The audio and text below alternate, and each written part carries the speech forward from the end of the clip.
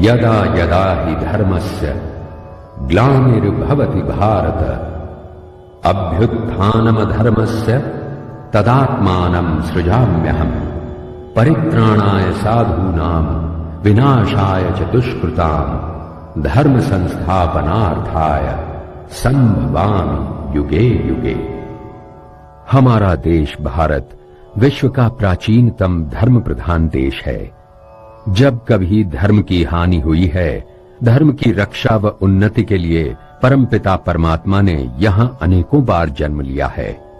संतों की इस पावन भूमि पर कबीर, नानक, दादू दयाल, पलटू, रविदास, मीराबाई और तुलसी जैसे संतों ने जन्म लिया व अपने विचारों से लोगों की आध्यात्मिक क्षुधा को शांत करने का प्रयास किया। मगर उन दिनों सामाजिक व राजनीतिक हालात कुछ ऐसे थे कि हिंदू धर्म का प्रचार एक सीमित दायरे में ही बंद कर रह गया था। लोग अपने मन की शांति हेतु अंधेरे गलियारों में भटक रहे थे।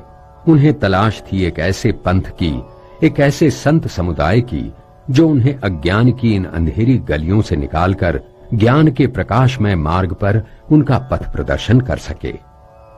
ऐसे में 24 अगस्त 1818 ईस्वी में आगरा के सेठ दिलवाली सिंह साहब के यहाँ महान संत हुजूर स्वामी महाराज जी शिवदयाल सिंह का जन्म हुआ। बचपन से ही अध्यात्म के मार्ग पर चलने वाले स्वामी जी महाराज ने समस्त विश्व में भटकी हुई मानव जाति को राह दिखाने के लिए फरवरी सन 1861 को बसंत पंचमी के दिन राधा स्वामी सत्संग की नींव रखी और कहा, जब तक एक भी जीव संसार में रहेगा, मेरी राधा स्वामी नाम की नाव उन्हें परमधाम ले जाने के लिए किनारे लगी रहेगी। हुजूर स्वामी महाराज जी लगभग 17 साल तक जीवों को चेताने के बाद 15 जून 1878 को अपना चोला बदलकर राधा स्वामी धाम को प्रस्थान कर गए। हुजूर स्वामी महाराज जी के पश्चात राधा स्वामी मत की ये धार आई उनके मुख्य शिष्य हुजूर महाराज सालिग्राम साहब में। इनका जन्म भी आगरा में ही 14 मार्च 1829 ईस्वी को हुआ था। 29 वर्ष की उम्र में इनकी मुलाकात हुजूर स्वामी महाराज जी से हुई और उसके बाद से ही वो उन्हें अपना गुरु मानकर उनकी सेवा में लग गए। सालिग्राम साहब जैसी गुरु भक्ति की मिसाल आज तक ना तो मिली है और न मिलेगी। अपने सद्गुरु के चोला बदलने के बाद इन्होंने तन मन धन से राधा स्वामी सत्संग की सेवा की और इस पंथ को घर घर तक पहुंचाने का प्रयास किया।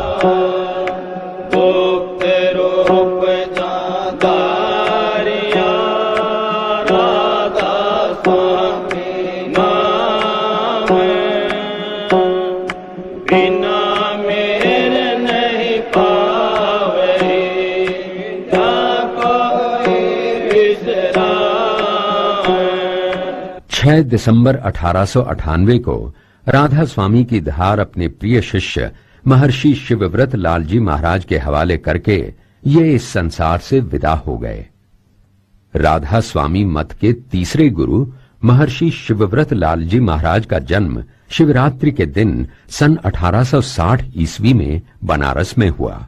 बचपन से ही लेखक प्रवृत्ति के इन महाराज जी ने अपने जीवन काल में सामाजिक, ऐतिहासिक, धार्मिक, सांस्कृतिक व आध्यात्मिक विषयों पर लगभग 6000 पुस्तकें लिखीं। इसलिए इन्हें आधुनिक वेद व्यास कहा जाने लगा। 18 जुलाई 1920 ईस्वी को इन्होंने राधा स्वामी मत के चौथे गुरु संत श्री राम सिंह जी आरमान साहब को लाहौर में नामदान दिया।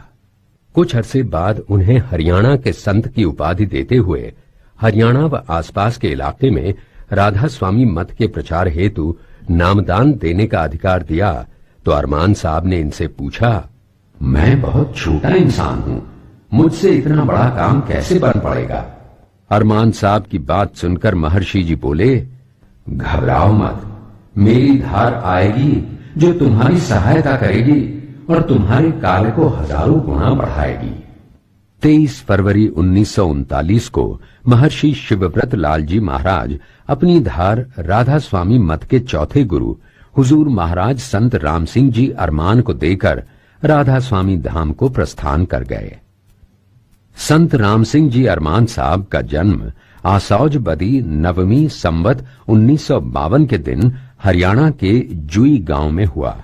अपने गुरु के आदेशानुसार इन्होंने अपने गृहस्थ जीवन के कर्तव्यों को निभाते हुए राधा स्वामी सत्संग का हरियाणा में प्रसार किया। अपने काम को आगे बढ़ाने के लिए इन्हें इंतजार था महर्षि शिवव्रत लालजी महाराज की धार का, और इस धार का जन्म भारत की छोटी काशी कही जाने वाली हरियाणा प्रांत की नगरी भिवानी से 11 किलोमीटर दूर स्थित गांव दिनोद में 19 अगस्त 1925 के शुभ दिन चौधरी मूलाराम जी मल्हान व श्रीमती चावली देवी के घर हुआ। सतपुरुष के वचन से काटन को यमफंद हरियाणा ग्राम दिनोद में प्रकट हुए ताराचंद रे भाई, प्रकट हुए ताराचंद। सांस्कृतिक संपदा से संपन्न हरियाणा प्रदेश में लड़के के जन्म लेने पर थाली बजाने का रिवाज है, मगर जिस घर में हुजूर महाराज जी ने जन्म लिया वहां थाली बजाना तो दूर, किसी ने खुश होकर ताली भी नहीं बजाई। उस घर में अभावों का साम्राज्य था। उस घर के लोग जिंदगी जी नहीं रहे थे, बल्कि जिंदगी की गाड़ी को जैसे तैसे खींच रहे थे।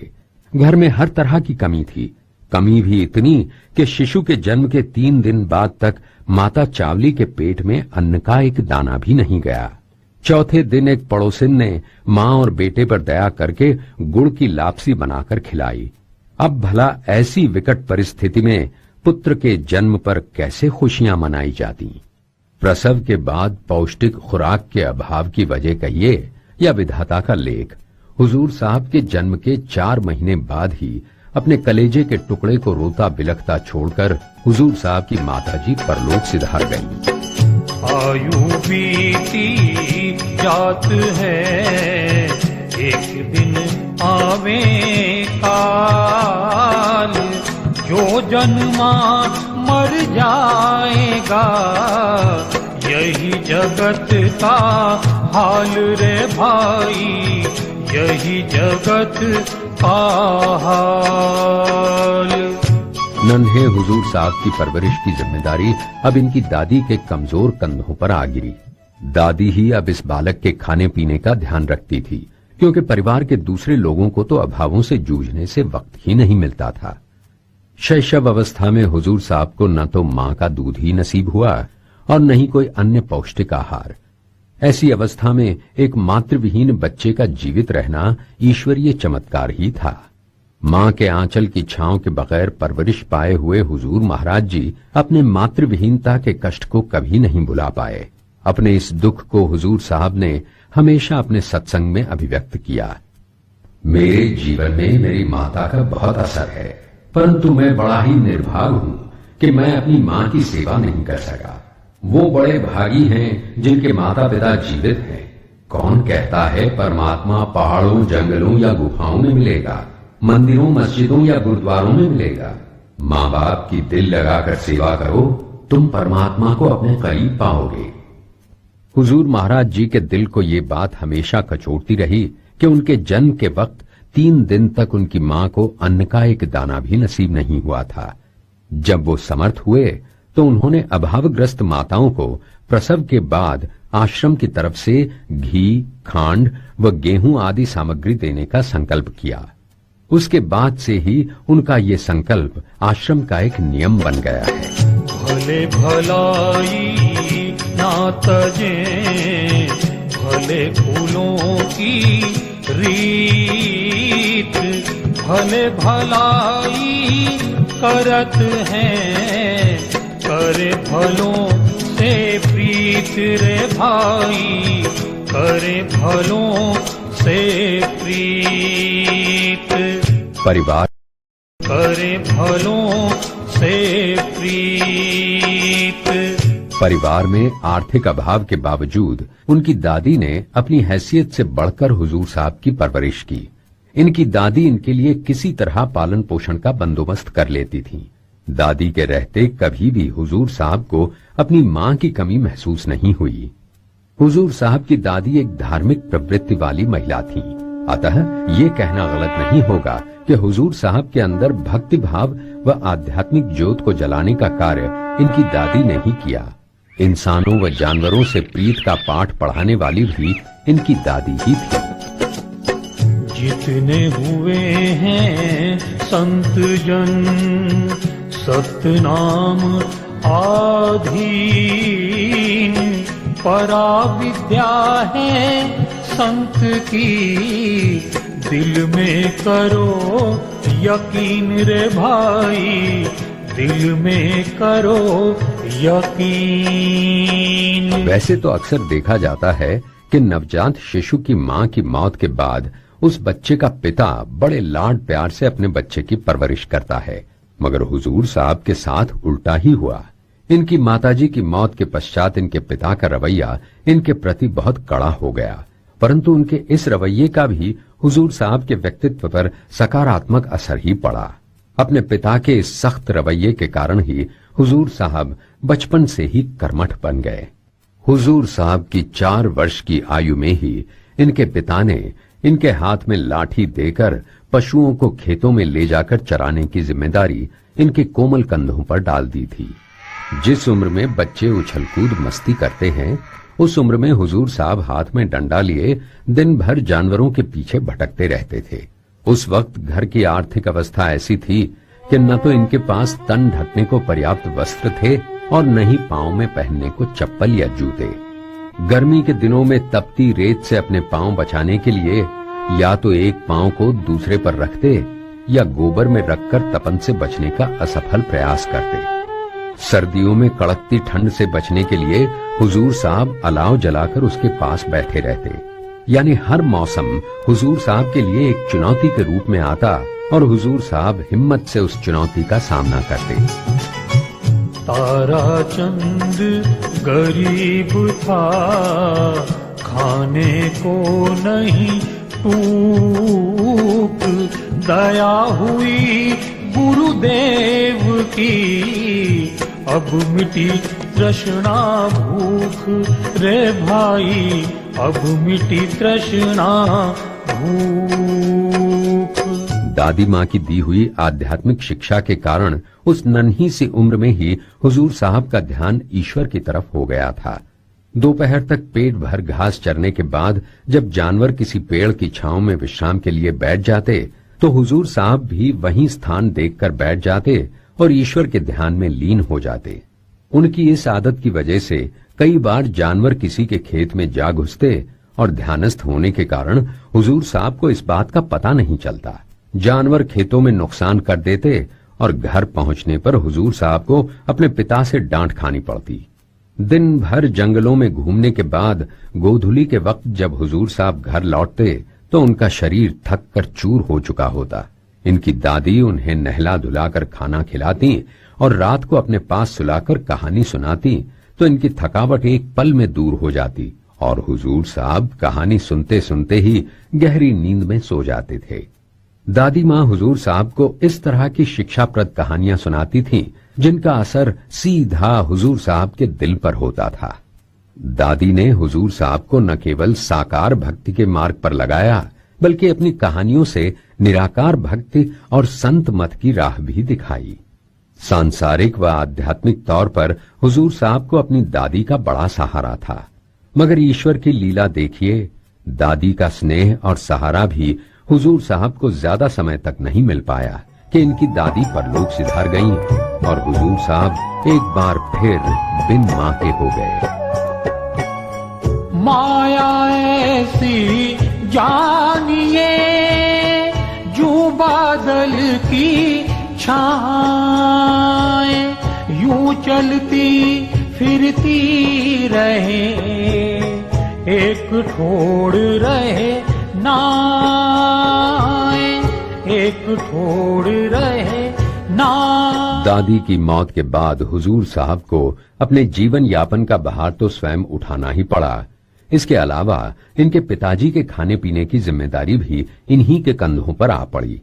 दादी की मौत के बाद तो इनके पिता का व्यवहार और भी ज्यादा क्रूर व कठोर होने लगा।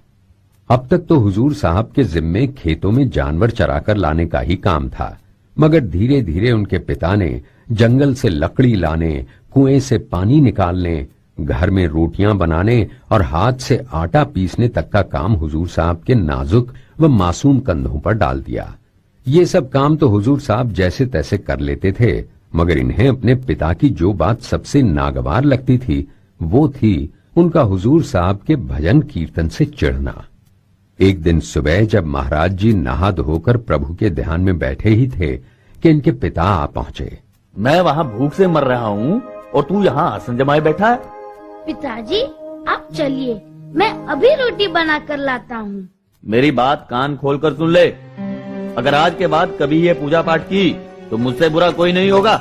ताराचंद साधन किया, बैठा जा एकांत, चित्त एकाग्र हो गया, हृदय हो गया शांत रे भाई, हृदय हो गया शांत। तू रस्सी को ध्यान से नहीं बांट रहा है तारा।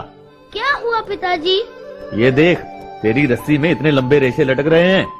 पिताजी रेशे तो आपकी रस्सी में भी लटक रहे हैं और आपके रेशे तो बड़े भी हैं और ज्यादा भी। देख बेटा, रस्सी बांटते वक्त रेशे छोड़ने की मेरी आदत तो अब पक गई है, पर तू तो ये गंदी आदत मत डाल। हुजूर महाराज जी ने अपने पिता की कही बात पर ध्यान दिया और बढ़िया रस्सी बांटकर अच्छे भाव में बेची। गुण ग्राह्यता की इसी भावना ने हुजूर महाराज जी को एक दिव्य पुरुष और उनके जीवन को भव्य बना दिया था। कूड़ा कर कट साफ कर, सुथरा कर लिया माल, बीन बजी सतलोक में, नीचे रह गया काल रे भाई, नीचे रह गया काल। हुजूर साहब की दादी की मौत के बाद इनकी मां बनकर इनका हाथ थामने वाली औरत थीं इनके ही गांव दिनोद के पटवारी शंभूनाथ की पत्नी मनप्यारी। ये दोनों ही पति पत्नी बड़े ही धार्मिक विचारों वाले इंसान थे और अपने घर पर प्रायः सत्संग कराते रहते थे। इन सत्संगों में हुजूर साहब अवश्य हाजिर रहते थे। इस तरह लगातार घर पर आते रहने के कारण बालक हुजूर साहब से मनप्यारी का आत्मिक लगाव हो गया। मनप्यारी के सानिध्य में ही हुजूर साहब ने पढ़ना लिखना आरंभ किया। भाई वाह, तुमने तो एक ही दिन में इतना सब कुछ सीख लिया। आपने सिखाया तो मैं सीख पाया माता। अच्छा जरा ये पढ़कर तो सुनाओ। र आम राम, स ईसी, त आता सीता, र आम राम, सीता राम। इस तरह आहिस्ता आहिस्ता हुजूर साहब रामायण, गीता आदि का पाठ करने लगे। मनप्यारी ने हुजूर साहब को लिखना पढ़ना तो सिखाया ही, इसके अलावा इनकी दादी माँ के द्वारा इनके अंदर जलाई गई आध्यात्मिक ज्योत में घी डालते रहने का काम भी मनप्यारी ने किया। एक दिन मनप्यारी ने देखा कि बालक ताराचंद जी महाराज एक जगह खड़े एक बारात में होने वाले नृत्य को बड़े चाव से देख रहे थे। अगले दिन जब हुजूर महाराज जी उनके पास सत्संग में आए तो माता मनप्यारी ने उनसे पूछा, क्यों भगत, कल कहाँ खो गए थे? कहीं नहीं माता, मैं तो यहीं था। तुम तो यहाँ थे पर तुम्हारा चित्त कहीं और था। मैं कुछ समझा नहीं माता। समझने वाली बात ये है कि तुम बड़े चाव से कल बारात का नाच गाना देख रहे थे। हाँ माता, बहुत अच्छा लग रहा था। वे लोग कितना बढ़िया नाच रहे थे। वे लोग अच्छा नाच रहे थे या खराब नाच रहे थे ये बात नहीं है, बात ये है कि तुम्हारे जैसे नाच रहे थे। वे लोग अच्छा नाच रहे थे या खराब नाच रहे थे ये बात नहीं है, बात ये है कि तुम्हारे जैसे भक्त बालक की रुचि नाच गाने या खेल कूद की तरफ होना उचित नहीं है बेटा। मुझसे बड़ी भूल हो गई माता। हंसी खेल हराम है, जो रंग राचा राम, माया मंदिर बिस्तरी नहीं भगत के काम रे भाई, नहीं भगत के काम। जंगल के राज वाली बात तो आप लोगों ने सुनी होगी। जंगल के राज का मतलब था कानून नाम की कोई चीज नहीं होती थी। इस राज में पुलिस वाले अपनी मनमानी करते थे। इसी तरह के जंगल राज के कानून की मार हुजूर साहब को 13-14 साल की उम्र में झेलनी पड़ी थी। हुआ ये था कि महाराज जी के पिताजी अपने एक पुलिस वाले रिश्तेदार का पिस्तौल उठा लाए थे और उसे घर पर छोड़कर भाग गए थे। उस चक्कर में पुलिस ने महाराज जी को पकड़ लिया था और पुलिस वाले महाराज को ऊंटों के पीछे बांधकर पैदल ही गांव से हिसार तक ले गए थे। इस विपत्ति की घड़ी में महाराज जी ने ईश्वर का ही सहारा लिया और राम का नाम लेते हुए हिसार पहुंचे थे। हिसार पहुंचने पर बड़े अधिकारी ने बालक ताराचंद को देखकर अपने माताहतों को डांटते हुए कहा, अरे मूर्खों, इस बालक को क्यों ले आए? इसी के बाप ने वो पिस्तौल उठाया था हुजूर। अरे तो बाप को लाना था ना, इसे क्यों ले आए? जाओ इसे छोड़ाओ और इसके बाप को ढूंढ कर लाओ। इस तरह राम के नाम ने ही उस मुसीबत की घड़ी में महाराज जी का साथ दिया। सतनाम सबसे बड़ा, पांचों में सरदार, ताराचंद सिमरन करे, बेड़ा हो जा पार, ओ भैया बेड़ा हो जा पार। हुजूर ताराचंद जी महाराज का बचपन व लड़कपन बड़े ही कष्टों व अभावों में गुजरा। पहनने के लिए अच्छे कपड़े न होने के कारण गांव के लोग हुजूर साहब को सत्संगों व बैठकों में अपने साथ बैठाने से कतराते थे। परंतु पहुंचे हुए संतों की नजरों ने कीचड़ में खिलने वाले इस कमल को पहचान लिया था। बाबा श्याम सुंदर दास जी ने हुजूर महाराज जी को पहली बार देखते ही कहा था, ये लड़का अपने समय का परम संत है। बहुत बड़े बड़े आदमी इसकी शरण में आएंगे। अपने मुल्क में ही नहीं, दूसरे मुल्कों में भी जाकर ये सतनाम का डंका बजाएगा। हालांकि ये बात बालक हुजूर साहब ने भी सुनी, मगर उन्होंने इस पर गहराई से ध्यान नहीं दिया और अपनी गायों को लेकर खेतों की तरफ चल दिए। अभावों के दिनों की एक घटना ने महाराज जी के दिल पर बहुत गहरा असर किया था। हुजूर साहब स्वयं तो सूखी रोटी पानी के साथ घूंट घूंट कर खा लेते थे, परंतु अपने पिताजी के लिए वो कहीं न कहीं से छाछ का बंदोबस्त अवश्य करते थे। मगर एक दिन इनकी हालत देखकर इनकी पड़ोसन ने इन्हें छाछ का एक कतरा भी नहीं दिया और सारी छाछ एक औरत को दे दी। यही नहीं, उस पड़ोसन ने महाराज की बांह पकड़कर वहां से भगा दिया। इस घटना को महाराज जी आजीवन नहीं भूल पाए और बाद में उन्होंने अपनी इस व्यथा को इस तरह एक दोहे के रूप में व्यक्त किया। ताराचंद गरीब को मिली न मांगी छाए, दया हुई गुरुदेव की, चरणामृत ले जाए रे भाई, चरणामृत ले जाए। हुजूर महाराज जी की अपनी जिंदगी भले ही अभावों में गुजर रही थी, परंतु इसके बावजूद इनका दिल बड़ा ही संवेदनशील था। बचपन में अपनी दादी द्वारा पाई शिक्षा इन्हें अच्छी तरह याद थी। हुजूर महाराज जी स्वयं भूखे प्यासे रहकर भी पशुओं, पक्षियों, वृक्षों व मनुष्यों का ख्याल रखते थे। गर्मियों के दिनों में जब पशु पक्षियों के लिए सारे क्षेत्र में दाने पानी का कहीं नामो निशान भी नहीं रहता था, उस समय हुजूर महाराज जी 4-5 किलोमीटर पैदल सर पर घड़ा लेकर पशु पक्षियों के लिए डाबर जोहड़ में पानी लेकर जाते थे। इसके अलावा अपने लिए पकाई गई रोटियों में से कुत्ते बिल्लियों को खिलाते थे। ये सब हुजूर महाराज जी की दिनचर्या का हिस्सा बन गया था।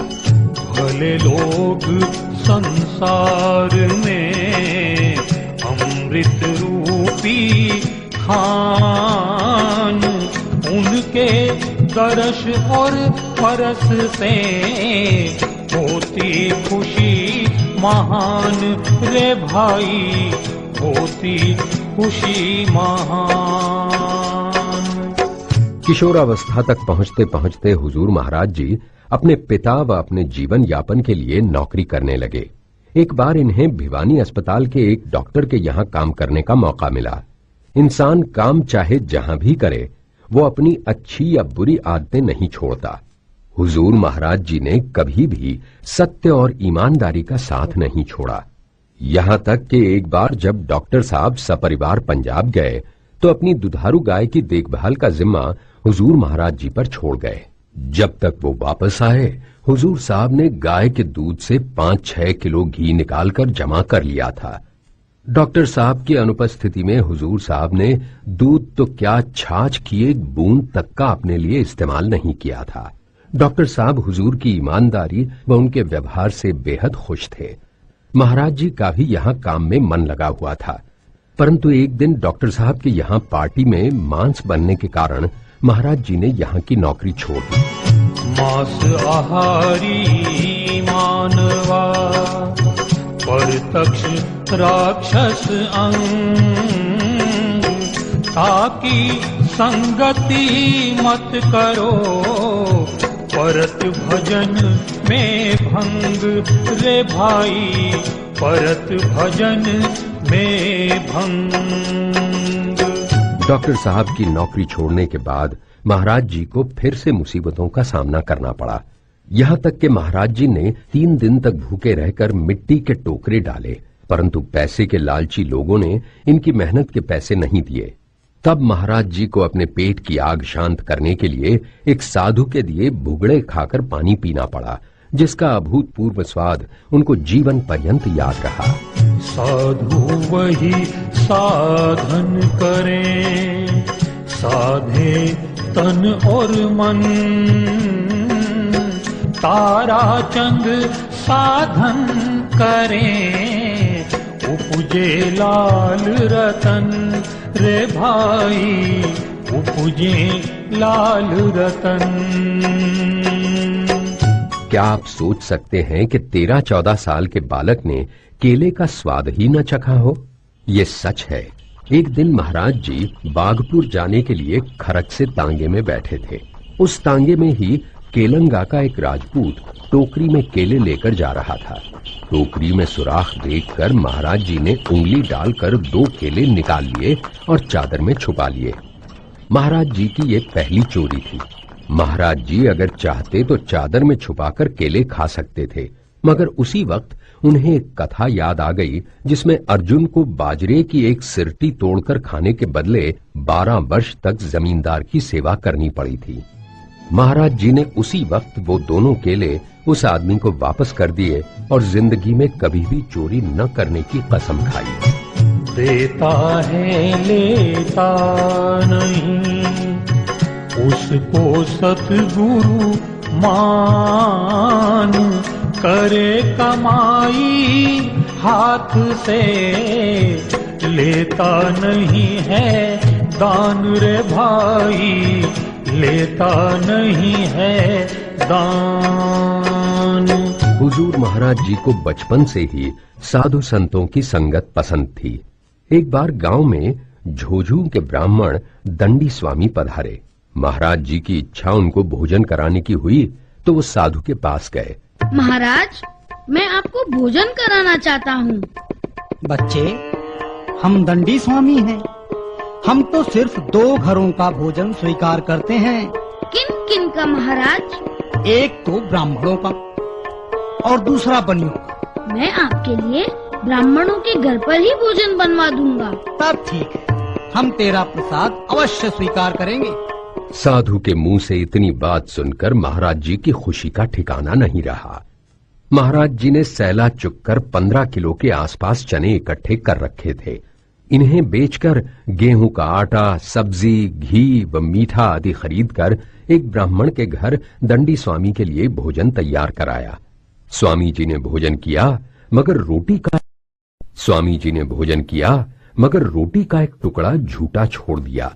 हुजूर साहब जब थाली धोने गए तो उस टुकड़े को प्रसाद समझकर खा गए। महाराज जी का मानना था कि उस टुकड़े के प्रसाद के कारण ही वो यहाँ तक पहुँचे थे। अगले दिन महाराज जी के मुंह से उस प्रसाद की हकीकत जानने के बाद वो स्वामी रो पड़ा और कहने लगा, तुमने ही बड़ा पवित्र अन्न इकट्ठा किया था बच्चे। अगर मैं तेरे हाथ से उन चनों की रोटी और दाल खा लेता तो मेरा जन्म सफल हो जाता। कहने का तात्पर्य ये है कि खाना खाते वक्त उसका स्वाद नहीं, बल्कि ये देखना चाहिए कि उस खाने के पीछे खिलाने वाले की श्रद्धा कैसी है।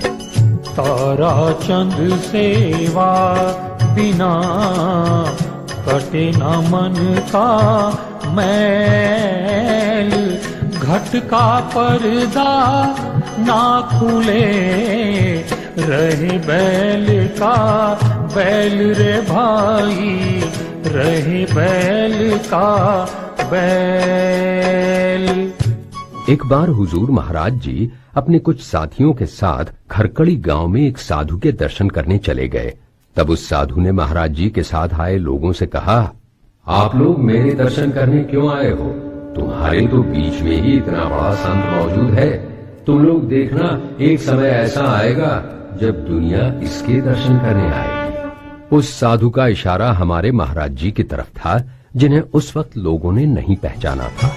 लोहे से पारस मिले, सोना फिर बन जाए, पारस सतगुरु रूप है, पारस ले बनाए रे भाई, पारस ले बनाए। हुजूर महाराज जी की किशोरावस्था की ही बात है। एक बार हुजूर महाराज जी जानवरों को दाना पानी डालकर गांव की तरफ आ रहे थे तो जोर से आंधी और बरसात शुरू हो गई। इस तूफान से बचने के लिए महाराज जी एक झाड़ी की ओट में हो गए और चादर ओढ़कर बैठ गए। कुछ देर बाद इन्हें अपने सर पर कुछ सूं-सूं की आवाज सुनाई दी तो देखा एक काला नाग इनके सर पर फन उठाए खड़ा था। हुजूर महाराज जी डरकर वहां से भागे और एक साधु की कुटिया में जाकर सांस ली। ओए क्या बात है तारा, इतना घबराया हुआ क्यों है? महाराज, इस भयंकर तूफान से बचने के खातिर एक झाड़ी में शरण ली थी। वहाँ पता नहीं कहाँ से एक काला नाग मेरे सिर पे आकर खड़ा हो गया। ये तो बड़ी अजीब बात हो गई तारा। खैर तू यहाँ आराम से बैठ, मैं अभी आया। जी महाराज जी। हुजूर महाराज जी साधु महाराज जी से ज्ञान ध्यान की बातें सुनने अक्सर यहाँ आते रहते थे। अगले दिन जब हुजूर महाराज जी उस साधु की कुटिया में पहुंचे तो साधु ने इन्हें मिठाई देते हुए कहा, ये ले तारा, मिठाई खा। ये सब किस खुशी में महाराज?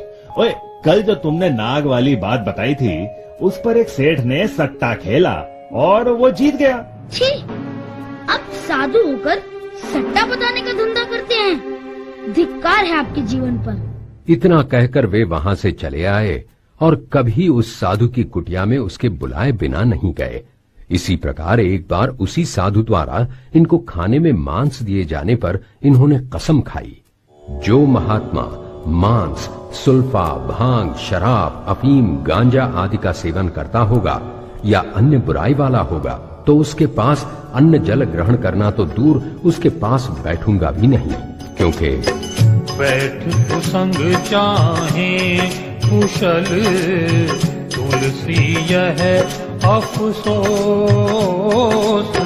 महिमा घटी समुद्र की, रावण बसा पड़ोस रे भाई, रावण बसा पड़ोस। इस प्रकार बचपन व किशोरावस्था में पारिवारिक समस्याओं, अभावों व सामाजिक स्तर पर मिलने वाले अपमानों को झेलते झेलते हुजूर महाराज जी युवावस्था में आ पहुंचे। इस उम्र में पहुंचने पर इनका मन परहित की सच्चाई व ईश्वर की खोज के लिए और व्याकुल होने लगा। लेकिन उधर इनके पिता हुजूर साहब को लेकर कुछ और ही सपने देख रहे थे। वो अपनी वंशावली बढ़ाने के लिए इनकी शादी करने के चक्कर में थे। तारा, मैं तेरा ब्याह करना चाहता हूँ। मुझे शादी ब्याह और घर गृहस्थी में कोई रुचि नहीं है। मैं इस लड़की के पिता से तेरी शादी का वादा कर चुका हूँ। मैंने कहा ना, मैं सन्यासी आदमी हूँ। मेरी सांसारिक बंधनों में बंधने की कोई इच्छा नहीं है। अगर तू शादी नहीं करेगा तो अपना वंश कैसे चलेगा? आप एक काम करो, इस लड़की से शादी कर लो। आपका वचन भी रह जाएगा और वंश भी चल जाएगा। मैं इस कन्या को अपनी माँ के रूप में स्वीकार कर सकता हूँ और किसी रूप में नहीं। तेरा तो दिमाग खराब हो गया है। हुजूर साहब के इस व्यवहार से इनके पिता के दिल को बड़ी ठेस लगी, मगर उन्होंने हिम्मत नहीं हारी और हुजूर साहब की धर्म माता मन प्यारी के पास जा पहुँचे। आइए चौधरी साहब, कहिए आज कैसे इधर आना हुआ? मन प्यारी बहन, एक उलझन आ पड़ी है, आप ही उसे सुलझा सकती हो। अगर मेरे बस में हुआ तो मैं जरूर आपकी उलझन सुलझाऊंगी। मेरा लड़का तारा आपके पास सत्संग में आता है, मैं उसकी शादी करना चाहता हूँ, मगर उसने साफ इनकार कर दिया है। आप अगर उससे इस बारे में बात करोगी तो वो मान जाएगा, आपकी बात कभी नहीं टालेगा।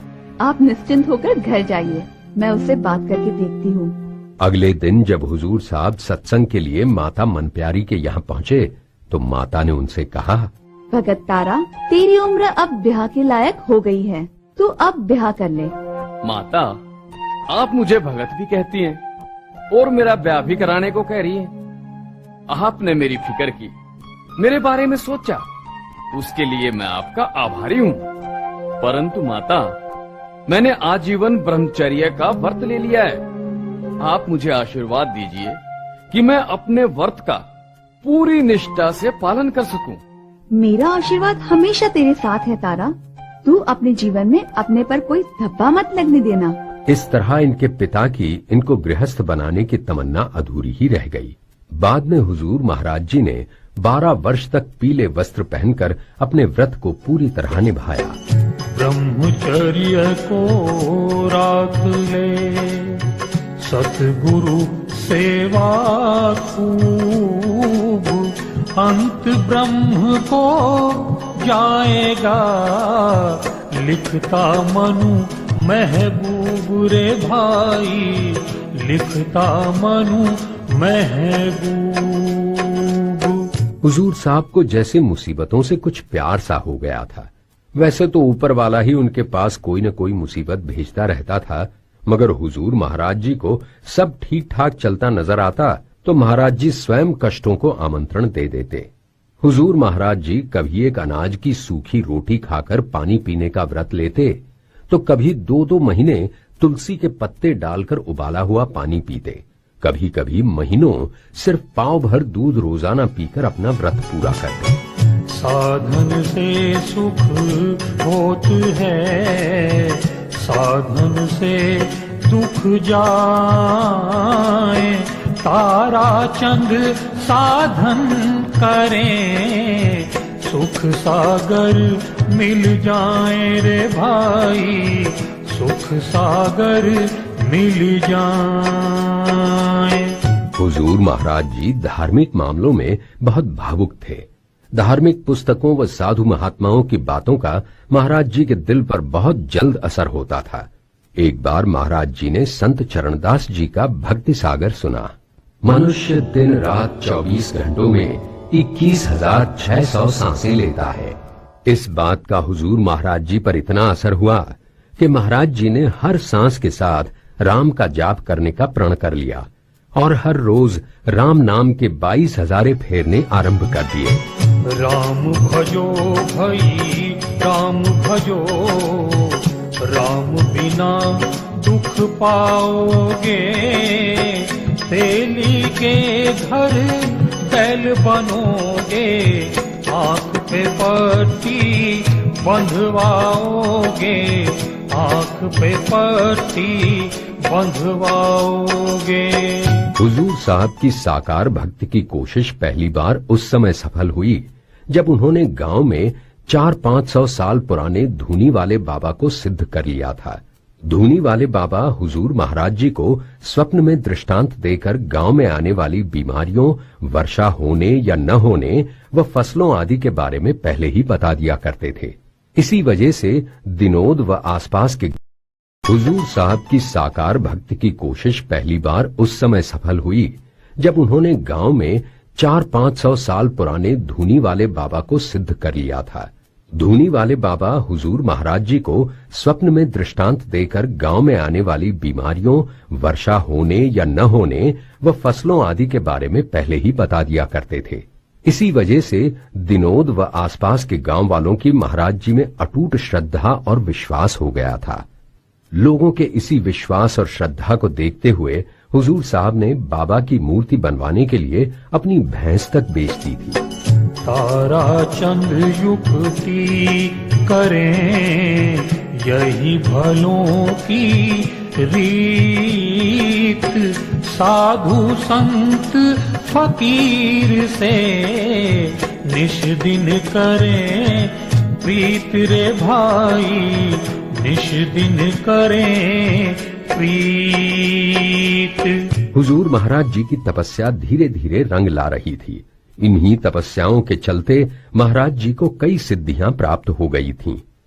एक बार सायंकाल तो शाम से लौटते वक्त एक कंडक्टर ने महाराज जी को फोकटिया साधु समझकर बस में नहीं बैठाया, तो उसकी बस रास्ते में ही खराब हो गई।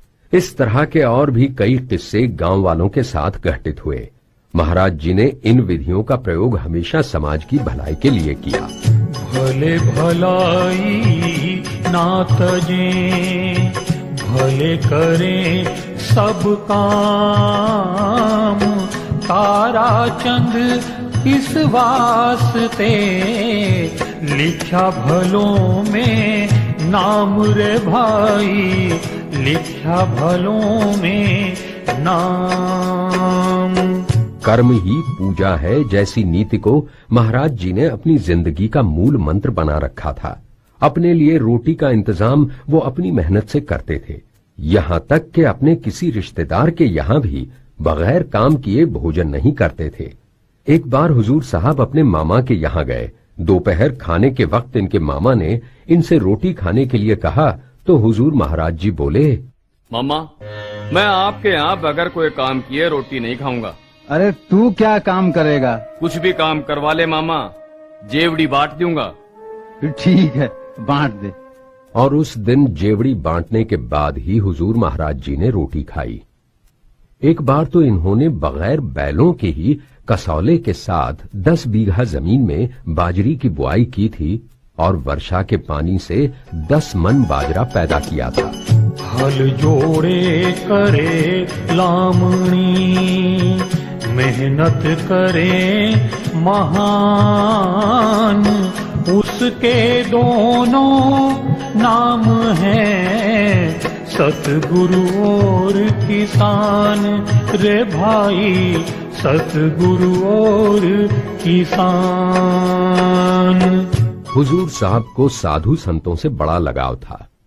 जिस किसी सिद्ध पुरुष के बारे में सुनते, उनसे सत्संग करने पहुंचते। साधु संतों से अपनी भेंट के वक्त अगर कोई उनसे कुछ मांगने को कहता, तो महाराज जी उनके चरणों में नतमस्तक होकर कहते, हे महात्माओं, अगर तुम कोई महात्मा सो तो मेरे पर एक ही दया कर दो, मैं संसार में फिर न आऊं बस।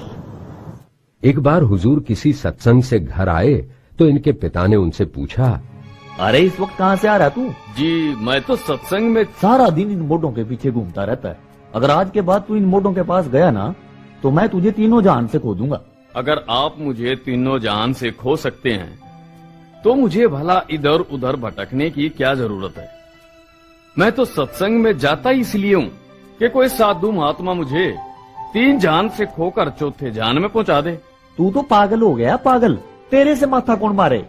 साधु महात्माओं के सत्संग को लेकर एक बार और इनके पिता ने इन्हें कुछ असहनीय शब्द कह दिए। इस पर महाराज जी ने उसी वक्त घर छोड़ने का मन बना लिया और अगले ही दिन घर से निकल गए। पूर्णिमा का दिन था।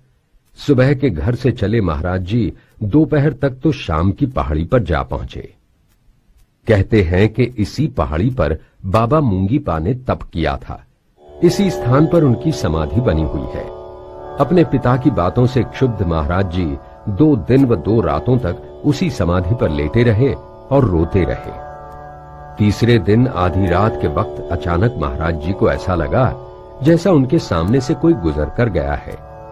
महाराज जी उसी वक्त बैठ गए और उन्होंने आंखें खोलकर देखा तो उन्हें वहां कुछ भी नजर नहीं आया।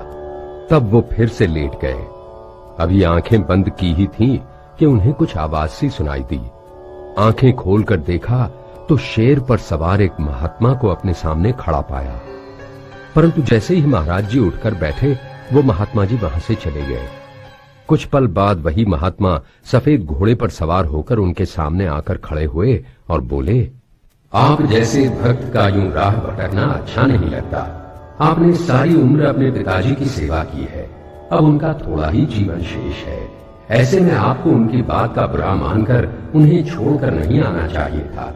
आज से ठीक 12 महीने बाद उनकी जीवन लीला पूरी हो जाएगी। इतने समय के लिए उनके व्यवहार को सहन करो और जाकर उनकी सेवा करो। उस महात्मा के मुख से इस तरह की बात सुनकर महाराज जी को आश्चर्य भी हुआ और खुशी भी। उन्होंने महात्मा को साष्टांग प्रणाम किया तो देखा वहां कुछ नहीं था। उसी वक्त महाराज जी ने अपने घर की राह ली और सब कुछ भूलकर पिताजी की सेवा में लग गए। जन्म जन्म के पाप सब हो जाते हैं नाश, यही असली परियाग है। घट के बीच निवास रे भाई, घट के बीच निवास। हुजूर महाराज जी ने भारी से भारी तपस्या की, कई तरह की रिद्धियां सिद्धियां भी प्राप्त की, परंतु ये सब करने के पश्चात भी इन्हें संतोष नहीं हुआ। इनके मन को कभी शांति नहीं मिली। हुजूर साहब के जीवन का तो मात्र एक ध्येय था, संसार के जन्म मरण से छुटकारा पाना। इसी ध्येय को पूरा करने के इरादे से महाराज जी साधुओं के पीछे जंगलों में घूमते फिरते थे। एक बार एक साधु को लंगोटी बांधे हाथ में कमंडल लिए अपनी ही मस्ती में बेफिक्र घूमते देखा तो सोचा कि इस साधु की तरह ही सांसारिक मोह माया त्यागने के बाद ही उनकी चौथे जहान में जाने की तमन्ना पूरी हो सकती है। ये ख्याल दिमाग में आते ही महाराज जी ने अपने पीले वस्त्र त्याग कर लंगोटी पहनी और बरौला हाथ में लेकर निकल पड़े। सर्दी गर्मी खान पान सबकी चिंता इन्होंने छोड़ दी थी। कहीं से कुछ मिल गया तो खा लिया, नहीं तो जय श्री राम। इसी तरह की जिंदगी से इनका भूख प्यास सर्दी गर्मी आदि पर काफी नियंत्रण हो गया। जब कभी कहीं भी मन किया समाधि में लीन हो जाते और कई कई दिनों तक उसी अवस्था में बैठे रहते। साधन करना कठिन है, मन रोक्या नहीं जाए। जो कोई मन को रोक ले, जन्म सफल हो जाए रे भाई, जन्म सफल हो जाए। इतना सब करने के बाद भी हुजूर महाराज जी की आध्यात्मिक क्षुधा शांत नहीं हुई। एक सत्संग में एक महात्मा के समझाने पर हुजूर महाराज जी ने राधा स्वामी की शरण में जाने की सोची। हुजूर महाराज जी ने इन सब डेरों का दौरा किया। आगरा, पीपल मंडी, दयालबाग, ब्यास, सिरसा और किकरावाली हर जगह घूमे, परंतु इन्हें वो नहीं मिला जिसकी इन्हें तलाश थी। कुछ समय पश्चात मन फिर से विचलित हुआ तो फिर ब्यास की यात्रा पर निकल पड़े। इस बार हुजूर चरण सिंह जी महाराज से हुजूर महाराज जी का सत्संग हुआ तो हुजूर महाराज जी को गुरु और नाम की महत्ता का ज्ञान हुआ, परंतु गुरु से नाम इन्हें इस बार भी नहीं मिला।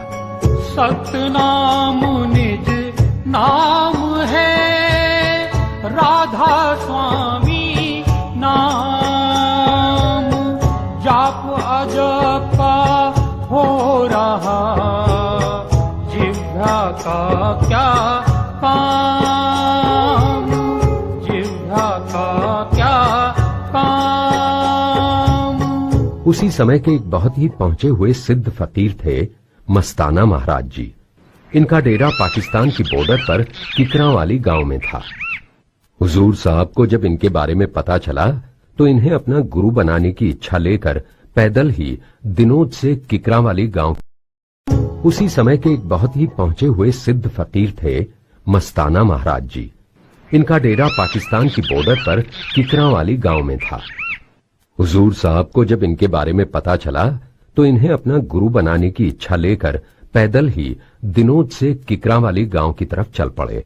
हुजूर साहब ने घर से निकलते वक्त ही प्रण किया था कि मस्ताना महाराज जी के दर्शन होने के बाद ही रोटी खाएंगे। जैसे ही हुजूर साहब उनके डेरे पर पहुंचे, मस्ताना महाराज जी ने हुजूर साहब को गुफा के अंदर बुलाया और पूछा, रोटी खाओगे? हाँ महाराज, अब तो रोटी खाऊंगा ये, इतने लंबे व्रत के बाद अब तो वक्त हुआ है रोटी खाने का।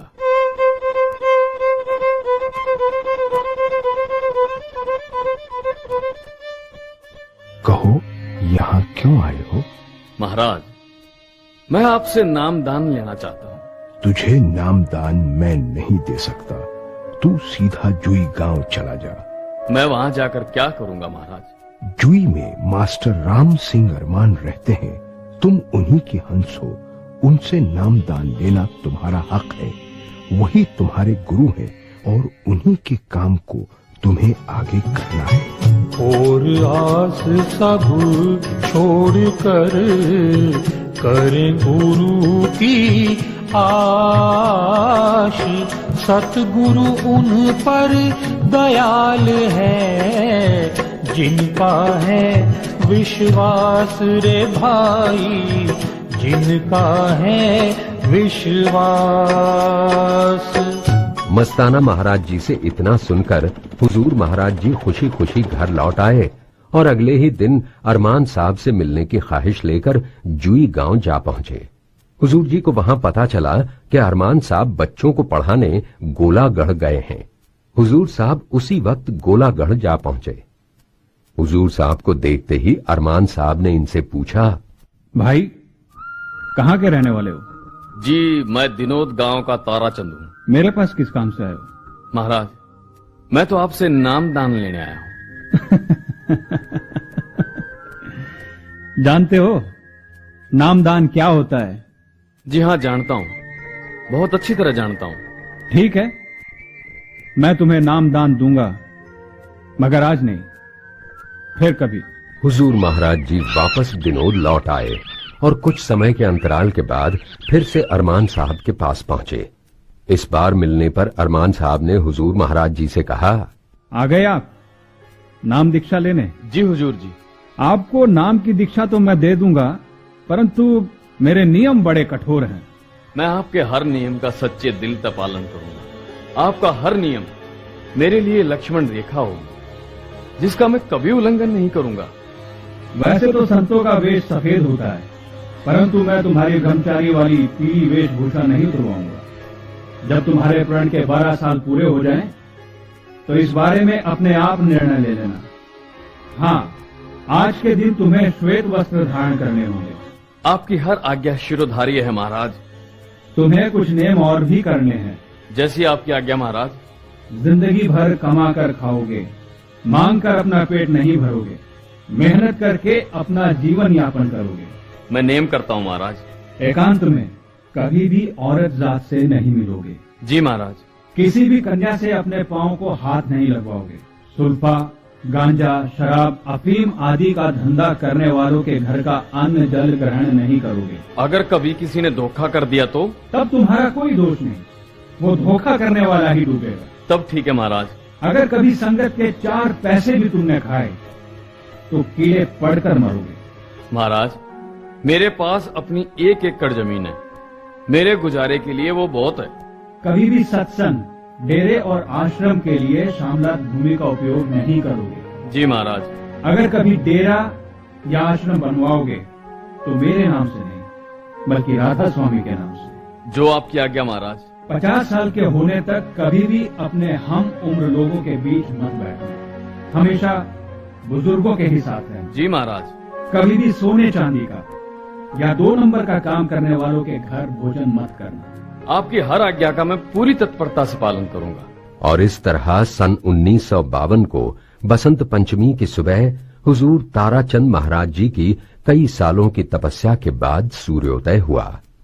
इस दिन इनके परम गुरु संत राम सिंह जी अरमान से इन्हें नाम दान की प्राप्ति हुई। दया करी सतगुरु मेरे, मैं बालक नादान, ताराचंद को दे दिया सूरत शब्द का ज्ञान रे भाई, सूरत शब्द का ज्ञान। अपने सतगुरु अरमान साहब से नाम दान लेकर हुजूर महाराज जी दिनोद लौट आए। घर आकर इन्होंने अपने सतगुरु द्वारा दिए राधा स्वामी नाम का अभ्यास और सुमिरन आरंभ कर दिया।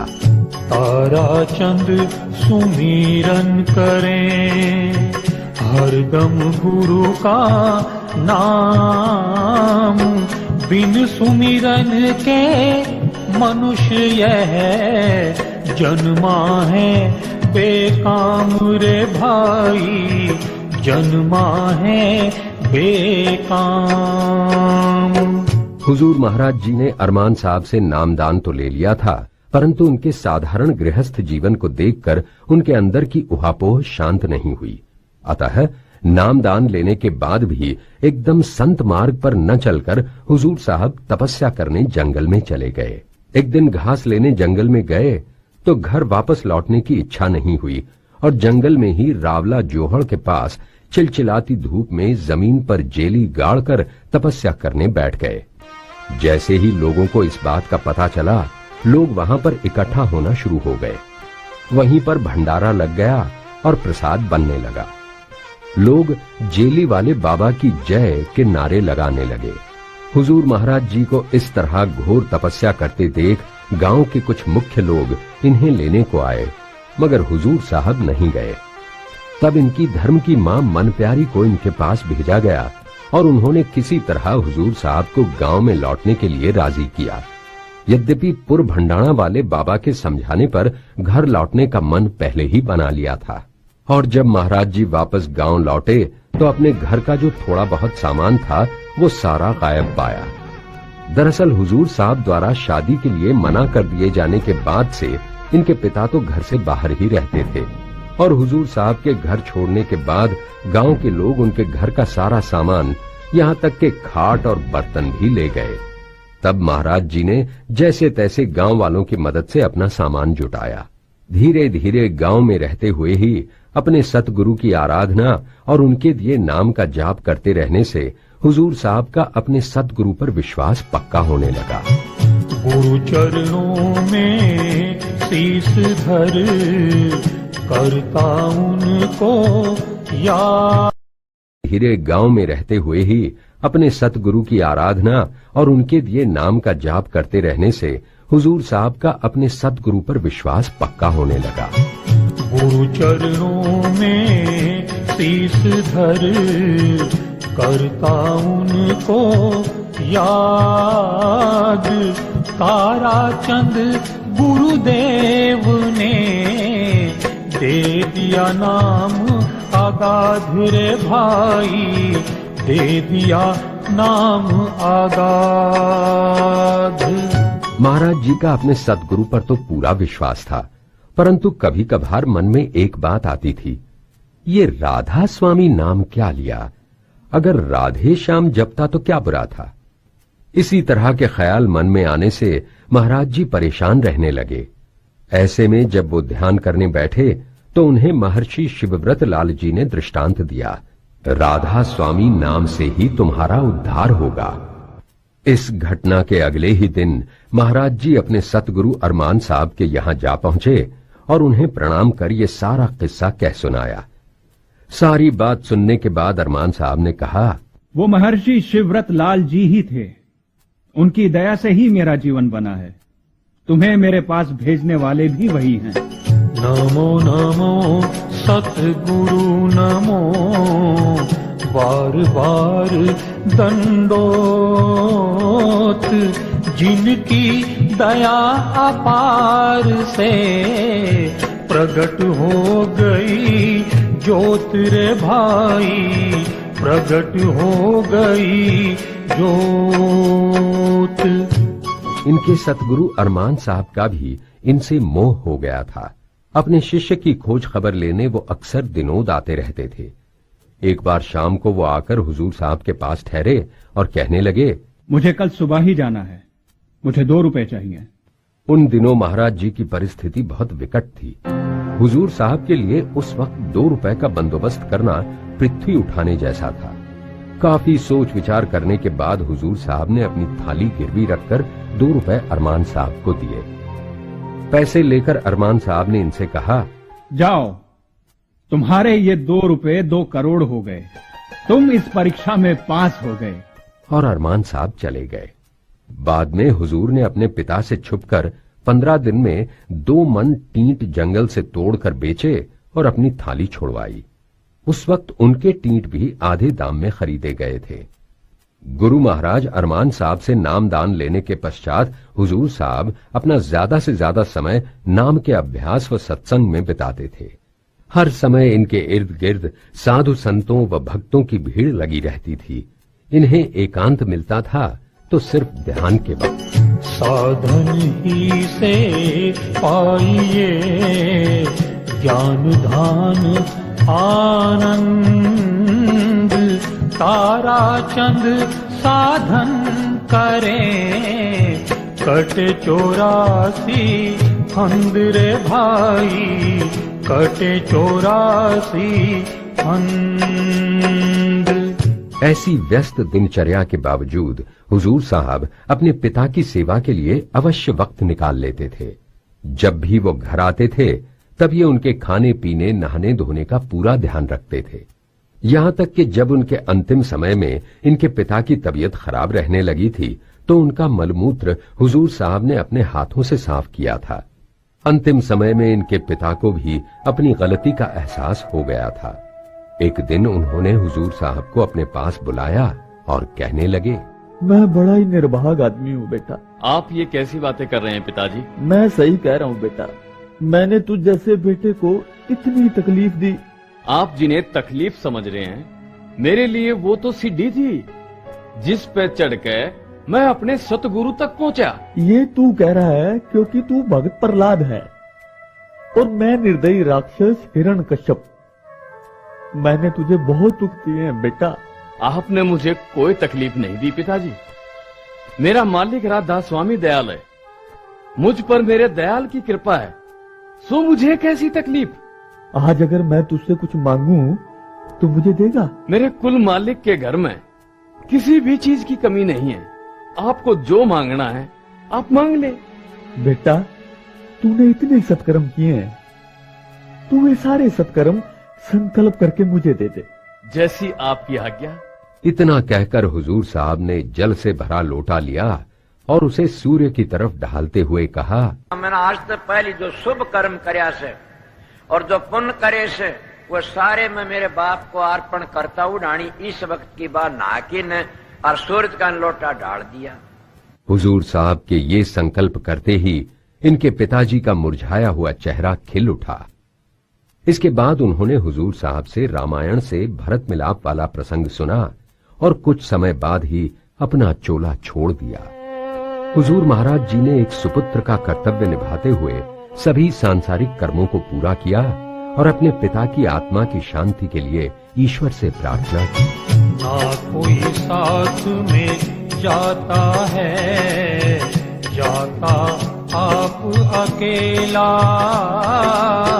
तारा चंद अभ्यास किया जिन सतलोक में खेला रे भाई, सतलोक में खेला।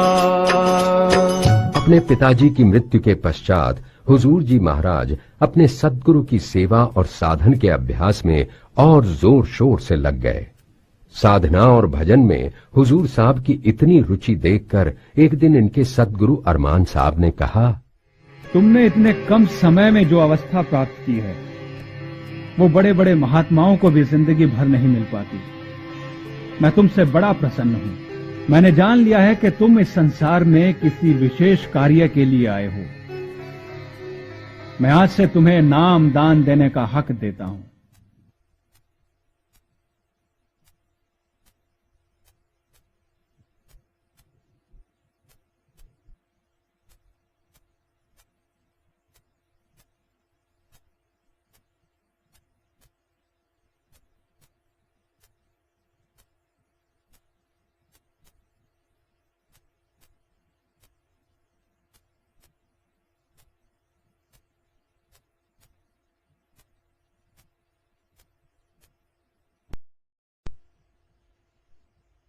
मैंने जान लिया है कि तुम इस संसार में किसी विशेष कार्य के लिए आए हो। मैं आज से तुम्हें नाम दान देने का हक देता हूं। और तुम्हें संत की उपाधि से विभूषित करता हूं। आप मेरे सतगुरु हैं, परम संत हैं महाराज। आपका हर आदेश मानना मेरा कर्तव्य है, परंतु मेरे जैसा अनपढ़ गंवार इंसान क्या इतनी बड़ी जिम्मेदारी के लायक है? मूर्ख, इसमें पढ़े लिखे वाली बात कहां से आ गई? 4 पोथी पढ़कर ही कोई पंडित नहीं बन जाता। तो अपने आप को अनपढ़ समझता है? तू देखना, एक दिन तू बाहर के मुल्कों तक में जाएगा और राधा स्वामी के नाम को रोशन करेगा। तुझे तो बस मेरा हुक्म बजाना है, करना तो सब मुझे ही है। अपने सतगुरु के हाथों नामदान का अधिकार मिलने के बाद भी हुजूर साहब को अपने सतगुरु के रहते भक्तों को नामदान देते संकोच होता था। तब अरमान साहब जबरदस्ती इनके हाथ से लोगों को नामदान दिलाने लगे और सन 1969 में तो एक अनोखा वसीयतनामा करके अपनी ये जिम्मेदारी पूरी तरह हुजूर साहब को सौंप दी। बेखट के तुम नाम दो, करो संत प्रचार, हरियाणे के संत हो, तुम्हें दिया अख्तियार रे भाई, तुम्हें दिया अख्तियार। हुजूर साहब का सेवा भाव और राधा स्वामी दयाल के प्रति पूर्ण समर्पण की भावना से राधा स्वामी का नाम धीरे धीरे आसपास के इलाकों में भी फैलने लगा। हुजूर साहब की इस बढ़ती ख्याति से बहुत से लोगों को ईर्ष्या भी हुई और उन लोगों ने आर्य समाज या दूसरे पंथों की आड़ में हुजूर साहब का विरोध करना शुरू किया। कुछ आर्य समाजी भी इनके विरुद्ध थे। इन लोगों ने 10-20 दिन तक दिनोद व आसपास के गांवों में महाराज जी के विरुद्ध काफी प्रचार किया। एक दिन भिवानी के बाजार में एक आर्य समाजी इन्हें मिल गया। उस वक्त उसके हाथ में महाराज जी के विरुद्ध छापे गए इश्तिहार थे। उस आदमी ने महाराज जी से पूछा, भगत, ये इश्तिहार दिनोद में पहुंचा दोगे? हाँ, जरूर पहुंचा दूंगा। ये इश्तिहार आपके विरोध में छापे गए हैं, फिर भी पहुंचा दोगे? हाँ हाँ, पहुंचा दूंगा। महाराज जी की विशाल हृदयता देखिए। उन्होंने अपने विरुद्ध छपवाए गए इश्तिहारों को गांव में अपने हाथों से पहुंचाया। इस बारे में महाराज जी का कहना था, निंदक मेरा नाम रो, जीवो आदि जुगादि, हम तो यह पद पाइयो, निंदक के परताप रे भाई, निंदक के परतापी। परंतु राधा स्वामी दयाल व अपने सतगुरु की कृपा से इनके विरोधियों को हमेशा अपने मुंह की खानी पड़ी। बहुत से पंथों ने तो हुजूर साहब को अपने पंथ में शामिल करने के इरादे से बड़े पद का लालच भी दिया, परंतु हुजूर साहब ने ऐसे लोगों को हमेशा मुंह तोड़ जवाब दिया। एक बार चुनावों के दिनों में 2-3 प्रेमी महाराज जी के पास आए और कहने लगे, महाराज जी, आप यहाँ से चुनाव लड़ लो, हम आपको अपनी पार्टी से टिकट दिला देते हैं। भाई, आपकी इस फांसी का फंदा तो मेरे गले में फिट नहीं आया। मैं तो बिना चुनाव लड़े एमएलए मिनिस्टर हूँ। लोगों को मेरे से प्रेम भाव है, सो मुझसे मिलने यहाँ आते हैं। मैं वोट मांगने के लिए भिखारी बनकर उनके सामने नहीं जा सकता। अरे ये टिकट राधा स्वामी नाम से बड़ी नहीं है। तुम लोग भी इस टिकट का चक्कर छोड़कर राधा स्वामी नाम की टिकट कटाओ, उसी में तुम्हारी गति है।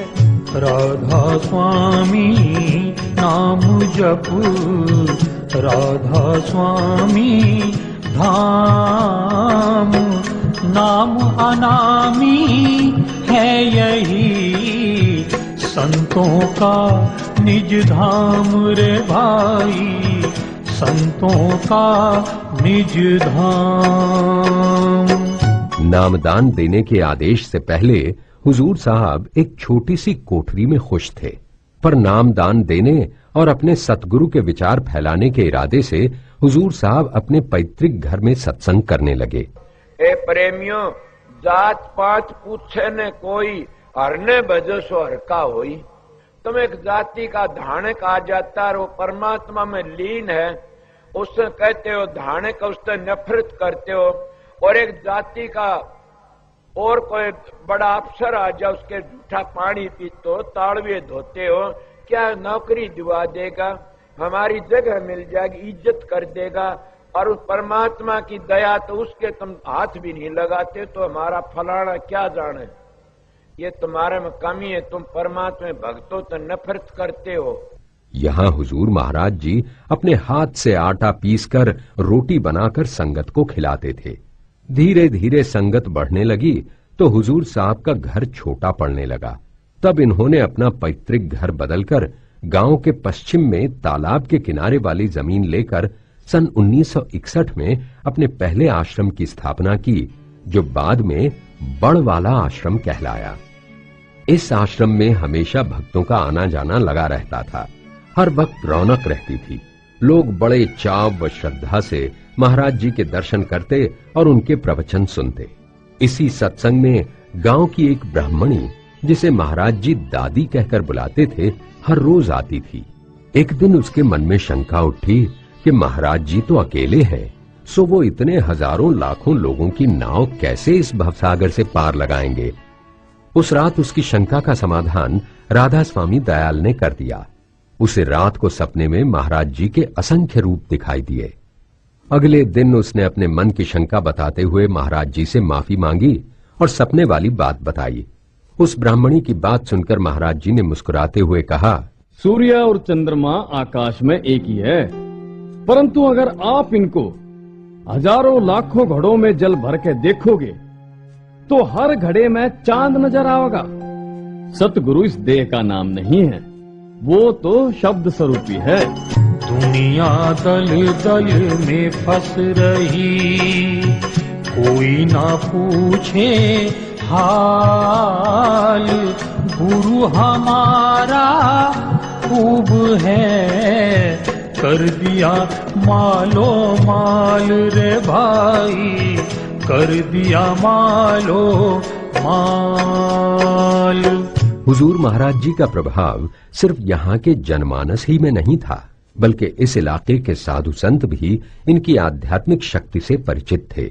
भिवानी के खाकी वाले बाबा ने जब अपना चोला छोड़ा, तब उन्होंने अपनी अस्थियों को गंगा में प्रवाहित करने के लिए हुजूर महाराज जी को ही याद किया था।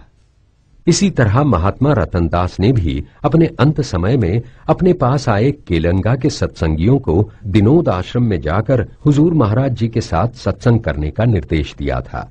महात्मा रतनदास जी के अनुसार दिनोद आश्रम में विद्या और धन नहीं है, वहाँ रूहानी दौलत की भरमार है। सच्चे गुरु के पास में सच्चा मिलता ज्ञान, तारा चंद वह कर रहे सबका आदर मान रे भाई, सबका आदर मान। हुजूर महाराज जी सिर्फ अपने गांव दिनोद में ही सत्संग का आयोजन नहीं करते थे, बल्कि गांव गांव पैदल या साइकिल पर घूम घूम कर सत्संग आयोजित करते थे। एक बार हुजूर महाराज जी सत्संग करने एक गांव में गए थे। सत्संग के बाद विश्राम के लिए महाराज जी एक घर में रुक गए। उस घर में महाराज जी के दर्शन करने आए लोग कुछ समय बाद चले गए। तब महाराज जी घर में अकेले रह गए। उनको अकेला देखकर उस घर की मालकिन उनके पास आई और बोली, महाराज जी, मैंने सुना है कि सतगुरु के साथ सोने से सारे पाप कट जाते हैं। उस औरत की ऐसी वाहियात बात सुनते ही महाराज जी ने अपनी जूती पहन ली और गुस्से में बोले, सारे पाप कट जाते हैं। ए पापड़, मेरे को तो आर्डर था मेरे गुरु का कि अकेली लड़की तो बात मत करिए, मैं तेरे घर ही नहीं बढ़ूंगा कभी भी। इतना कहकर महाराज जी वहां से चले गए। औरत जात के बारे में महाराज जी का कहना था, एक नारी सो सदा दती, अपनी नारी को नारी समझो और माता बहन समझो, और मेरी माता अपने पति को पति समझो और सब भाई भतीजे समझो। इसी तरह के दो और किस्से महाराज जी के साथ विदेश में भी हुए थे, जहां दो महिलाओं ने महाराज जी के सामने शादी का प्रस्ताव रखा था। इनमें से एक महाराज जी से शादी करके ऐश करना चाहती थी, तो दूसरी इस रास्ते पर अपनी मुक्ति का मार्ग तलाश रही थी। महाराज जी ने पहली को उपदेश दिया कि उनके जीवन में मां, बहन और बेटी के अलावा स्त्री का चौथा कोई स्थान है ही नहीं, और दूसरी स्त्री को समझाते हुए कहा, तू मेरी मां है, मैं तुम्हारा बेटा हूं। मैंने बेटा बनकर तुम्हारे चरण स्पर्श कर लिए। मेरे स्पर्श मात्र से अगर तुम्हारा उद्धार होना है तो वो अब भी हो जाएगा। नारी की झाई पड़े अंधा होत भुजंग, ताकि कौन गति जो नित नारी के संग रे भाई, नित नारी के संग। हुजूर महाराज जी अपने भक्तों को बहुत चाहते थे, उनसे बड़ा लगाव था। उन्हें अपने प्रेमियों को ऐसी बात के लिए मना नहीं करते थे महाराज जी। एक बार एक नामदान ग्रहण की हुई उच्च कुलीन बहन ने महाराज जी को अपने घर आने का निमंत्रण दिया। महाराज जी न सिर्फ उसके घर गए बल्कि वहां सत्संग भी किया। सत्संग समाप्ति के बाद उस बहन ने हाथ जोड़कर महाराज जी से निवेदन किया, महाराज जी, आप मेरे पति की शराब छुड़ा दीजिए, मैं आपकी जिंदगी भर एहसानमंद रहूंगी। इस बहन जी की बात सुनने के बाद महाराज जी ने उसके पति को बुलाया और बोले, भाई मैं तेरी शराब नहीं छुड़वाऊंगा, परंतु लोक लाज के वास्ते तेरे से एक प्रण जरूर करवाऊंगा। कैसा प्रण महाराज जी? जब तक मैं तुझे नजर आऊंगा तू शराब नहीं छुएगा। महाराज जी की बात सुनकर उस आदमी ने सोचा कि महाराज जी तो आधा एक घंटे सत्संग करके चले जाएंगे, इतनी देर अगर मैं शराब नहीं पीऊंगा तो क्या फर्क पड़ता है, उसके बाद मैं आराम से शराब पीऊंगा। ये विचार करके उस आदमी ने महाराज जी को वचन दे दिया। इसके बाद हुजूर महाराज जी प्रस्थान कर गए और सायंकाल होते ही उस सज्जन ने शराब की बोतल निकाल ली, परंतु जैसे ही उसने बोतल को मुंह से लगाना चाहा, उसे बोतल में साक्षात महाराज जी का स्वरूप नजर आया। महाराज जी की ये लीला देखकर उसने बोतल फेंक दी और कभी भी शराब न पीने की कसम खाई। इस प्रकार हुजूर महाराज जी ने अनेक लोगों को नशे से मुक्ति दिलाकर हजारों परिवारों को आबाद किया। पीना बुरा शराब का भ्रष्ट बुद्धि हो जाए, खराब करे दिमाग को, यह है बुरी बलाएं रे भाई, ये है बुरी बलाएं। हुजूर महाराज जी के दरवाजे से कभी कोई खाली नहीं गया। जिसने जो चाहा उसे वही मिला। मांगने की बात को लेकर हुजूर साहब कहा करते थे, तुम लोग संतों के पास मांगने आ जाते हो, परंतु तुम लोगों को कुछ मांगना भी नहीं आता। अरे भौतिक वस्तुओं की चाह छोड़कर संतों से भजन सुमरण मांगो, फिर देखो कैसे तुम्हारा बेड़ा पार होता है। मैं गारंटी वाला महात्मा हूं, मैंने फकीरों का सत्संग किया है। तुम लोग सौधाम पहुंचने के लिए 12 महीने नियम से अभ्यास करना, ब्रह्मचर्य का पालन करना और खुद कमा कर खाना। इसके बाद अगर तुम प्रकाश और शब्द में नहीं चले जाओ तो मेरा नाम बदल देना। झंझट सब झटपट मिटे, कटे 84 फंद, गुरुमुख निर्भय दे बना, कहता तारा चंद रे भाई, कहता तारा चंद। बड़माले आश्रम की स्थापना के कुछ समय बाद ही एक हरिजन ने मात्र 1000 रुपए में 5 प्लॉट हुजूर महाराज जी को दे दिए। उस जमीन पर 1966 में कमरों का निर्माण प्रारंभ हुआ। 1972 तक कई कमरों का निर्माण हो गया। 1976 में संत निवास बना और 1982 में बड़े हॉल का निर्माण पूरा हुआ। इसी संत निवास में अब राधा स्वामी के एक भव्य मंदिर का निर्माण चल रहा है। इतने बड़े कार्य का पूरा होना ईश्वर की कृपा के बगैर असंभव था। इसी वर्ष आश्रम की जमीन में 500 मन चने पैदा हुए थे। उस साल चनों का भाव आसमान छू रहा था। महाराज जी ने ये चने 1 लाख रुपए में बेचे और ये काम बगैर किसी समस्या के पूरा हो गया। आए को भोजन मिले, कमी रहे कुछ ना, सोने का प्रबंध रहे, सत्संग घर के माँ, सत्संग घर के माँ। आश्रम तैयार होने के बाद हुजूर साहब ने जब इस आश्रम की रजिस्ट्री अपने सदगुरु अरमान साहब के नाम करानी चाहिए तो अरमान साहब ने साफ मना करते हुए कहा, अगर रजिस्ट्री मेरे नाम कराई तो मेरे अन्य शिष्य भी इसमें अपना हक मांगेंगे। मैं नहीं चाहता कि तेरी इतनी मेहनत पर पानी फिर जाए। मैं तुझे डूबने नहीं दूंगा। तब हुजूर साहब ने अरमान साहब के कहने पर आश्रम की रजिस्ट्री राधा स्वामी सत्संग दिनोद के नाम करवा दी।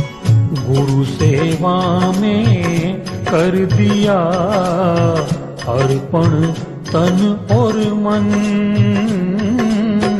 तारा चंद निर्मल भया, सारे मिटे विघन रे भाई, सारे मिटे विघन। हुजूर साहब के सत्संग का दायरा धीरे धीरे बढ़ता जा रहा था। दिनोद व आसपास के गांवों में सत्संग के बाद अब हुजूर साहब के पास बंबई, कलकत्ता, अहमदाबाद, सिलीगुड़ी, गैंगटॉक व दार्जिलिंग आदि स्थानों से भी सत्संग के लिए आमंत्रण आने लगे थे। उन्हीं दिनों बंबई से कुछ लोग उनके पास सत्संग का न्योता लेकर आए। हुजूर साहब बंबई जाने से पहले अरमान साहब के बुलाने पर उनसे मिलने जुई उनके निवास स्थान पर गए तो अरमान साहब ने इनसे कहा, तुम अभी बंबई मत जाओ, क्योंकि परसों 4:30 बजे मैं राधा स्वामी धाम जाने वाला हूं। आप ये कैसी बातें कर रहे हैं महाराज? आप तो एकदम स्वस्थ नजर आ रहे हैं। भगत, तू हमेशा बच्चा ही रहेगा। बेटा, अपने संत समाज में इसी प्रकार शरीर का चोला छोड़ते हैं। पर महाराज, इतनी जल्दी भी क्या है? अभी तो आपको बहुत काम करने हैं। मुझे पता है मेरे जाने के बाद से तुझे दुख हो रहा है, परंतु संतों के लिए मोह अच्छा नहीं है। मेरे बताए नियमों का अच्छी तरह पालन करना। तुम्हारा सतगुरु हमेशा तुम्हारे साथ रहेगा। मेरे मालिक महर्षि शिवव्रत लाल जी का बुलावा आ चुका है, मुझे तो जाना ही होगा। आपका अंतिम संस्कार कहाँ होगा गुरुवर? जहां इस गांव के दूसरे लोगों का होता है, उसी शमशान घाट में। अब तुम जाओ और परसों आ जाओ। बड़े ही भारी मन से हुजूर साहब वापस दिनोद आ गए और 2 दिन बाद आश्विन माह की नवमी के दिन हुजूर साहब हवलदार धन सिंह, ओम प्रकाश ढांडा, मनीराम कुंगड़िया, फूलाराम, ओम प्रकाश ढाणी माहू और रामकिशन चंदाबास को साथ लेकर जुई अरमान साहब के घर जा पहुंचे। अब तक अरमान साहब नहा धोकर अपने समाधि स्थल पर बैठ चुके थे। हुजूर साहब ने जाते ही जैसे ही उन्हें दंडवत किया, अरमान साहब ने राधा स्वामी कहकर समाधि ले ली। सतगुरु का नाम है, गए अनामी धाम, इस जन्म में राम सिंह पूरा कर लिया काम, पूरा कर लिया काम। अरमान साहब का अंतिम संस्कार अगले दिन 10वीं के दिन सुबह 8 बजे करने का निश्चय किया गया। रात भर तेज बारिश होती रही, परंतु जैसे ही सुबह के 8 बजे बरसात एकदम रुक गई और अरमान साहब का अंतिम संस्कार होने के बाद फिर से बरसात शुरू हो गई। गांव के सभी लोग कुदरत के इस नजारे को हैरानी से देख रहे थे। लोगों को मानना पड़ा कि अरमान साहब साधारण पुरुष न होकर दिव्य पुरुष थे।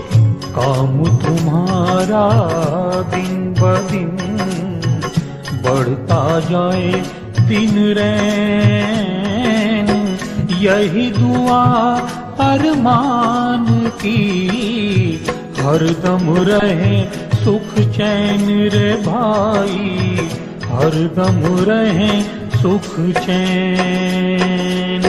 हुजूर साहब के सतगुरु अरमान साहब की बड़ी इच्छा थी कि भिवानी में राधा स्वामी मत का एक आश्रम बने। इस बात के ध्यान में आते ही हुजूर महाराज जी ने अपने गुरु भाई रतिराम के समक्ष इस बात का जिक्र करते हुए भिवानी में आश्रम के लिए जगह तलाशने की जिम्मेदारी सौंपी। हुजूर साहब की इच्छा थी कि अगली पूर्णमासी को होने वाला सत्संग भिवानी के आश्रम वाली जगह पर ही हो, और उनकी ये इच्छा पूरी भी हुई।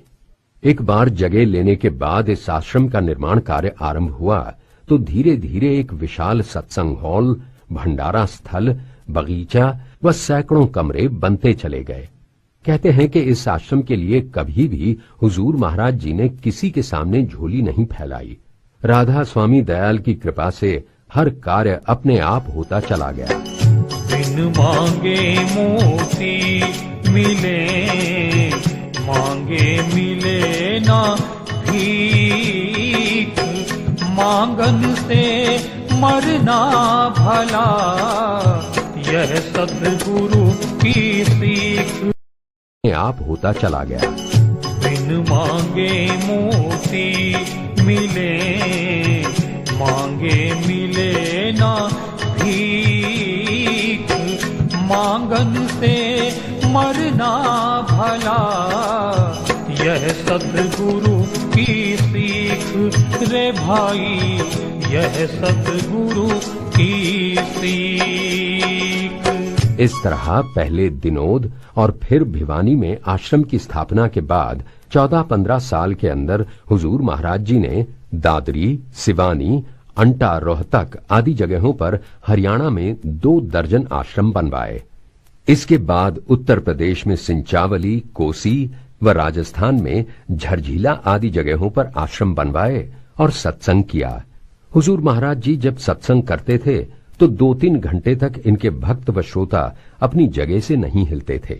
हुजूर महाराज जी की हमेशा इच्छा रहती थी कि स्वामी महाराज जी एवं हुजूर सालिग्राम महाराज जी द्वारा स्थापित सत्संग को जोर शोर से व निरंतर प्रचारित एवं प्रसारित रखा जाए।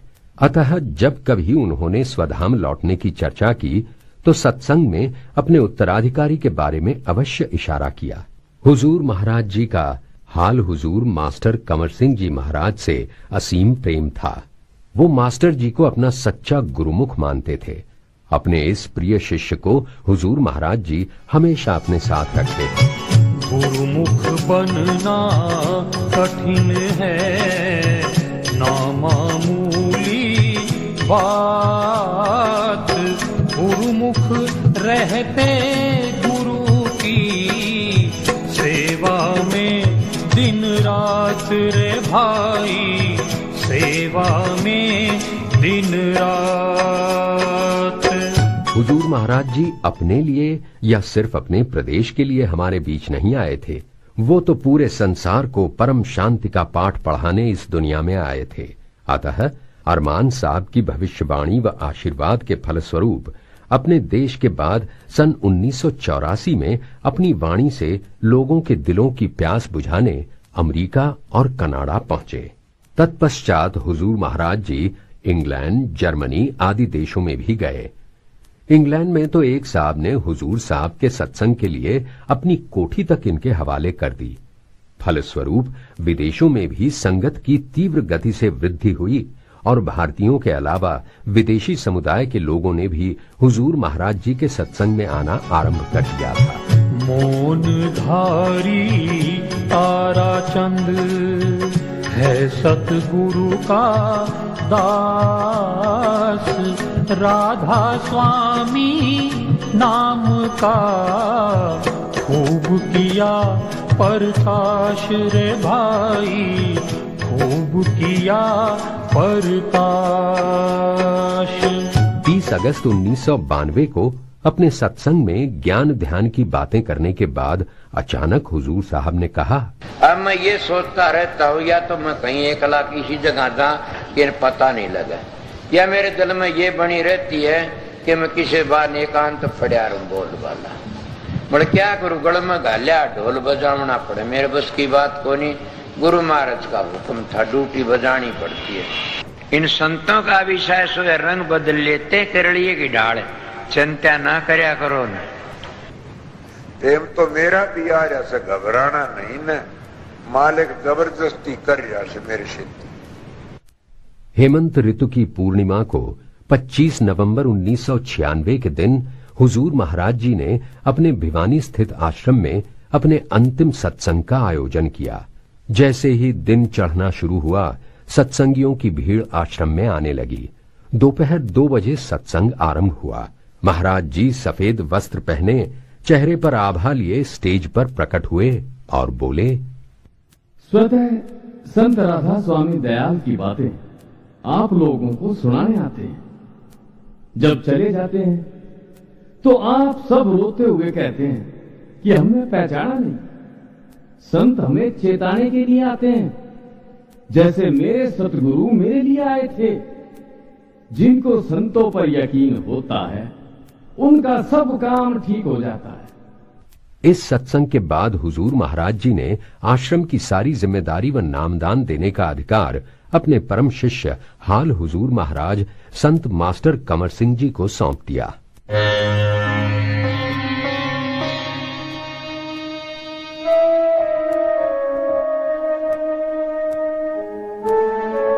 तो ऐसी ऐसी उनके जीवन की अनेक बात थी जो वो लोगों को शिक्षा के रूप में बताया करते थे, लेकिन जब तो सुनने में सिर्फ एक रोचकता नजर आती थी।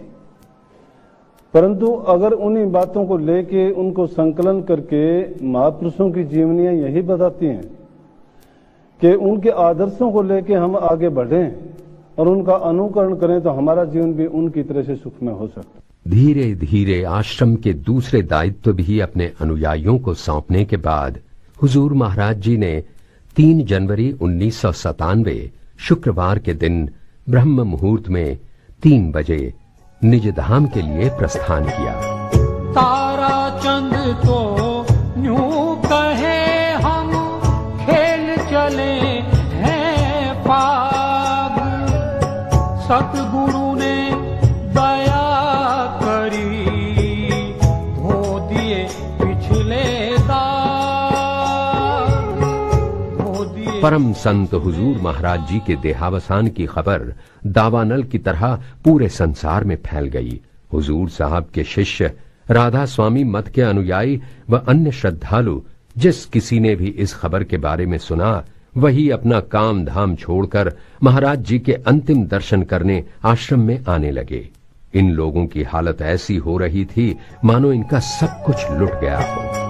गगन मंडल के बीच में बाजे अनहद तूर, हमको सतगुरु ले चला जहां साहिब का नूर, जहां साहिब का नूर। अंतिम संस्कार की तैयारियां होने के पश्चात हुजूर साहब के पार्थिव शरीर को नहला धुलाकर, अंतिम वस्त्र पहनाकर, पुष्पमालाओं से सजाकर चंदन की चिता पर रख दिया। इसके बाद देशी घी से सराबोर किया गया और नारियल चढ़ाए गए।